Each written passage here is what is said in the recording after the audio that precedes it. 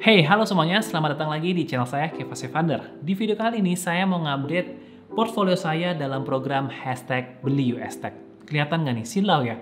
Mungkin portfolio saya memang menyilaukan ya, karena returnnya bagus. Anyway, bercanda guys. But di video ini ya, saya mau update, dimana dalam bulan Juli Agustus ini, saya udah ngelakuin pembelian sebanyak 2 kali ya. Itu pertama di tanggal 16 Juli dan 2 Agustus. Di dua tanggal tersebut, saya masing-masing keluarin $350 untuk ngebeli 7 dari 10 saham yang sudah saya pilih. Ada 3 saham yang belum saya beli lagi, yaitu ada Shopify, Sea, dan Nvidia, karena ketiga saham ini nilainya udah lebih tinggi dibandingin 7 saham yang lainnya.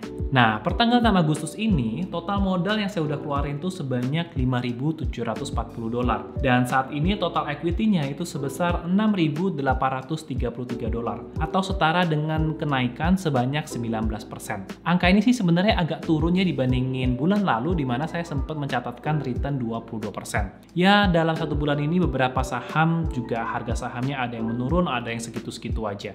Jadi makanya belum terlalu banyak perubahan di nilai portfolionya. Nah, dari 10 saham yang saya beli, saat ini ada satu saham nih yang posisinya lagi merah atau minus, yaitu saham Amazon. Minusnya masih dikit sih, 0,3%-an aja.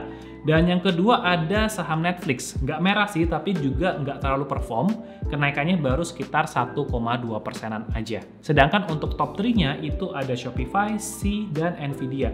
Ketiganya memberikan return sebesar 37-39%. Ya, returnnya mirip-mirip, tapi ini juga beruntung karena ketiga saham ini saya udah beli duluan, jadi average price-nya itu agak rendah. Kemudian ada beberapa hal juga yang mau saya update dari saham-saham pilihan saya, di mana ada 7 dari 10 saham yang udah ngerilis laporan keuangan 6 bulanannya di tahun 2021 ini. Jadi saya akan bandingkan nih ya, Q2 2021 dengan Q2 2020. Nah, saya akan mulai update dari perusahaan dengan kinerja revenue yang paling kecil. Yang paling rendah itu ada Netflix, di mana Netflix mencatatkan pertumbuhan revenue naik sebesar 22%.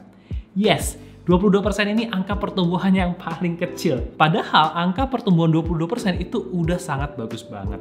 Nah, Netflix ini juga mencatatkan net profit yang naik 2 kali lipat.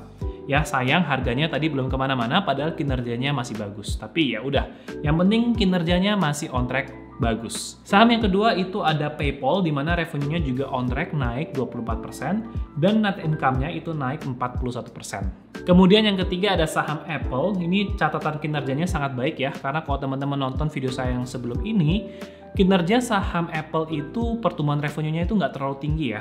Tapi di tahun 2021 ini kenaikan revenue-nya itu hingga 34%. Jadi ini pertumbuhan yang sangat tinggi dengan net profit yang juga naik 56%. Wow.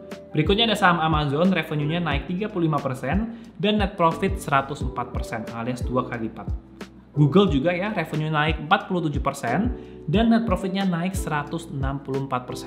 Amazing banget. Facebook juga revenue naik 52% dengan net profit naik 97%. Jadi Amazon, Google, Facebook nih gila-gila semua pertumbuhannya. Dan di urutan yang paling tinggi itu ada Shopify dengan revenue yang naik 78% dan net profitnya naik 46.000%.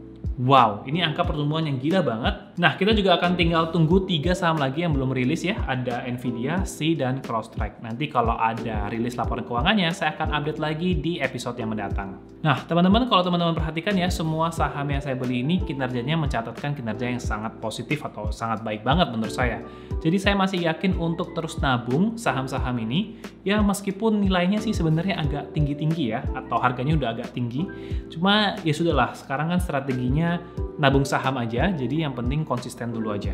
Kalau naik turun ya sudah, kita tetap akan beli. Oh ya, selain itu selama bulan Juli kemarin ada beberapa corporate action yang terjadi di saham Nvidia.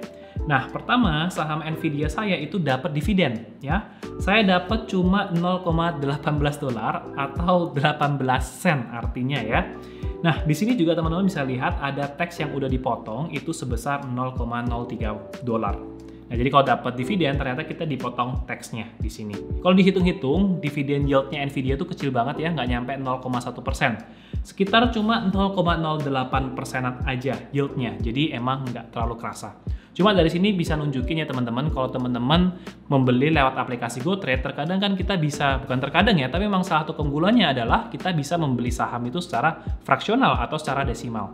Jadi meskipun kita tidak punya satu lembar saham full, atau kita cuma punyanya 0, sekian lembar saham, kita juga tetap berhak untuk mendapatkan dividen.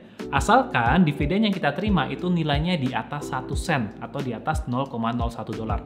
Ya iyalah ya, kalau misalnya dividennya di bawah 1 sen, gimana juga mau transfer uangnya ya, karena nilai nominalnya itu kan kecil banget, jadi nggak bisa ditransfer juga. Selain membagikan dividen, Nvidia juga ngelakuin aksi stock split, di mana satu saham lama mendapatkan 4 saham baru. Nah, di dalam aplikasi GoTrade semuanya itu udah langsung ke-adjust ketika adanya stock split.